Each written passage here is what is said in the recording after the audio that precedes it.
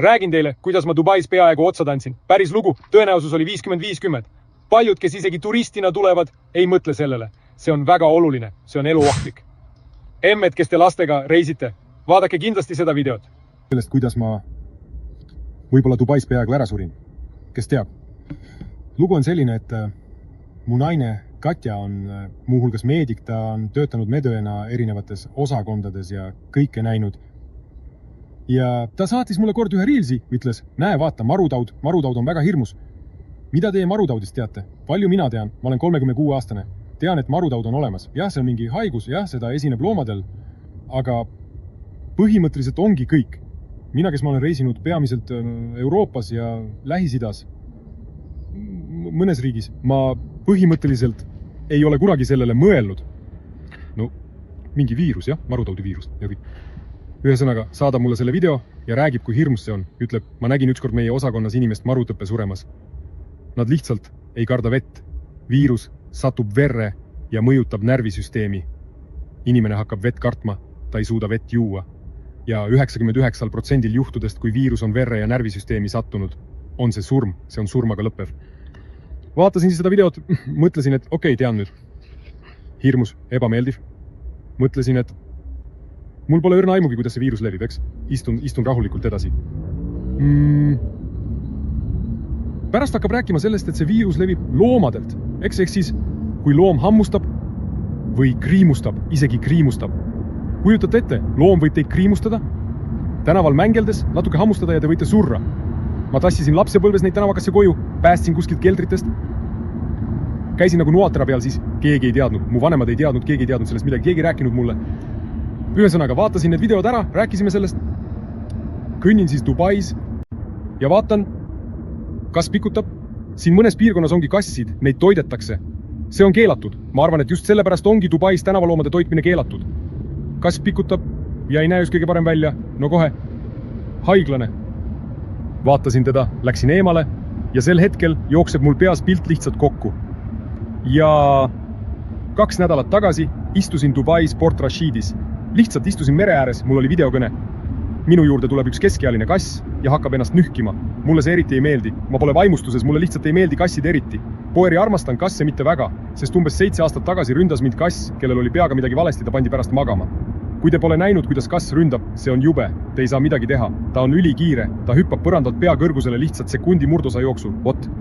See on eraldi teema. Ühesõnaga näen seda kassi, tuleb meelde, et kass nühkis end vastu mind ja meenub hetk, kuidas see kass seal Port Rashidis lihtsalt, lambist, ilma sisisemata, häält tegemata, lihtsalt hammustas mind käest, õrnalt, kergelt. Ma võpatasin, mõtlesin, et kuule, mis sul on? Aga hambad on ju peenikesed, pisikesed, ei saa aru, kui sügavale see hammustus läks. Ja mul hakkab pilt kokku jooksu, mõtlen, et kurat, mind ju hammustati. Panen ChatGPT tööle, mõtlen, et kuidas üldse, kas verd peab tulema või ei pea. Ma olin kindel, et peab hammustama vereni, et viirus verre satuks, ehk siis kui nahal on. ChatGPT selgitab mulle, et ei pea tingimata veritsema. Kui kas oli nakkusohtlik või viirus olla naha all. Ja naha kaudu võib see samuti verre sattuda. Ehk siis see on kõik üks süsteem. Ma hakkan muretsema. Mul tekib täielik paranoia. Loen peiteaja kohta. Kui kaua peiteaeg kestab? Seal on nädalast kuni aastani. Ehk siis see viirus võib organismis olla aasta aega. Inimene käib ringi, on õnnelik, teeb tulevikuplaane ja siis ühel hetkel, kui see viirus verre satub, inimene lihtsalt sureb. Ilma igasuguse võimaluseta, 99%. Kujutate ette, kui hirmus see on. Hakkasin uurima, mida sellistel puhkudel üldse teha, ma ei tea. Mul pole õrna aimugi, kas ta oli viirusekandja või mitte. See kass, kes mind hammustas. Vot, ja selgub, et kui teid on hammustanud või kriimustanud kass või mis tahes muu loom, peate esimesel võimalusel haiglasse minema ja süsti saama. Süstide kuur. Selle kohta ma lugesin ka. Süstide kuur, kus teie organismi viiakse juba surnud viirus ja teie immuunsüsteem hakkab sellega võitlema. Need ei ole need süstid, mida tehti selle moeka viiruse vastu. See on teine koostis. See on RNA, mRNA. Need pole need. Nende puhul ma oleks veel mõelnud, kas teha või mitte. Ühesõnaga, see on lihtne, kontrollitud asi. 2 nädalat on möödas ja sisuliselt saan aru, et tõenäosus on 50-50, kas ta oli haige või mitte. Peiteaeg, kui oli haige, võib lõppeda igal hetkel. Ehk siis igal hetkel võib teha klõpse kõik. Ma mõtlesin end ikka täitsa hulluks. Ja hakkasin Dubais otsima, mida ikkagi teha, kuhu ja kuidas minna. Panin arstile aja kinni.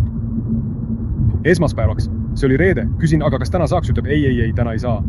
Ütleb, erakorralises meditsiinis kiirabist ikka vastu ei võeta, sest 2 nädalat on juba möödas. Ehk siis see pole kiireloomuline juhtum.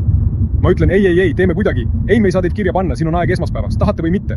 Panen aja esmaspäevaks ja sõidan erakorralisse. Mõtlen, olgu, nad ei taha mind vastu võtta. Ma ütlen, et see oli nädal tagasi, 3 päeva tagasi, vahet pole. Maksan raha, et nad mu ette võtaks. Jõuan kohale. Ja minu üllatuseks, ma polnud nende ingliskeelsete sõnadega kunagi kokku puutunud. Mõtlesin, et pean neid ikka seletama. Mis juhtus? Valmistasin tõlke ette. Tõusen püsti, loen ette. Jah. Ja kõik on kohe jah. Ühesõnaga, see on täiesti tavaline asi. Seal käib pidevalt tohutult inimesi selleks. See on konveieril. Nii, astun nüüd autost välja ja jätkame. Ühesõnaga, jõudsin sinna riigihaiglasse. Kõik läks kergelt, lihtsalt sisse töötatud rada pidi. Üldse mingeid küsimusi polnud. Ma polnud neil kaugeltki esimene. Hoidsin kohe teie aega kokku. Seda teha see riiklikes kliinikutes. Ainult riiklikes on need vaktsiinid olemas. Ma hakkasin alguses igale poole kirjutama. Lõpuks läksin riiklikku. Hind, kui palju see maksab.